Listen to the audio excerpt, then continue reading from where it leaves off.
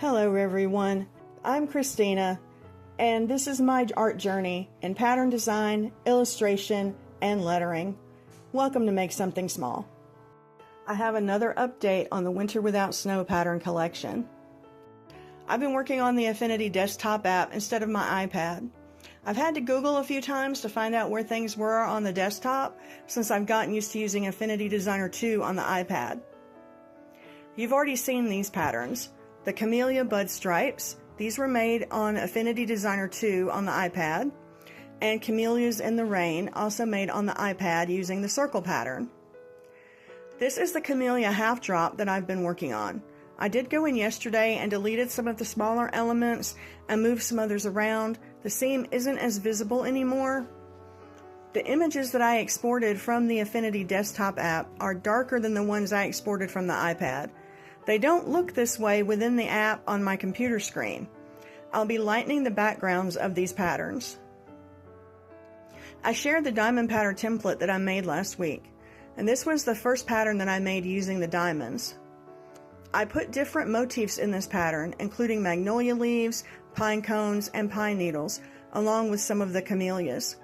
I extended them over the boundary line of the diamond.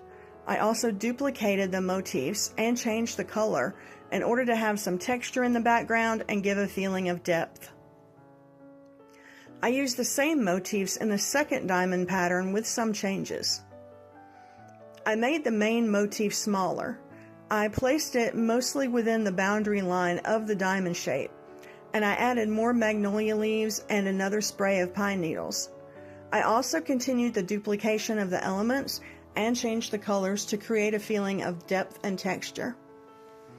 I've decided I will make some solid color stripe patterns using my smaller diamond template to go along with my motif heavy patterns.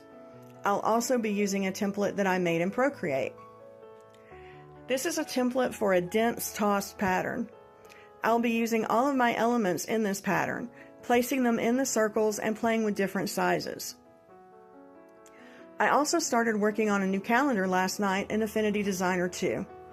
I'm making a template, and I'll be using a new calendar layout. Once again, I'm following Liz Kohler Brown's videos in her studio membership. This will be an illustrated calendar, and the theme will also be Winter Without Snow. I'll be working on calendar illustrations in the evenings after work, and I hope to have it ready for an academic calendar this August. This week is the end of Cycle 2 in my cyclic planning, and next week we'll start Cycle 3 for Q1. If you want to learn more about cyclic planning instead of monthly planning, I'll link to Jashii Corrin's video on her channel in the description. My main goal for the rest of Q1 is to finish this pattern collection. After 4 weeks, I'll have a reset week while I'll start planning Quarter 2. Right now, my loose plans for Quarter 2 include working on the illustrated calendar, using the elements I've already made to create stickers and designs for other products, and to add listings to my Etsy shop. That's all I have for this week. Thank you for watching. I'll have a new video next Friday at 8 a.m. Central Time. I hope everyone has a great week, and I'll see you next time.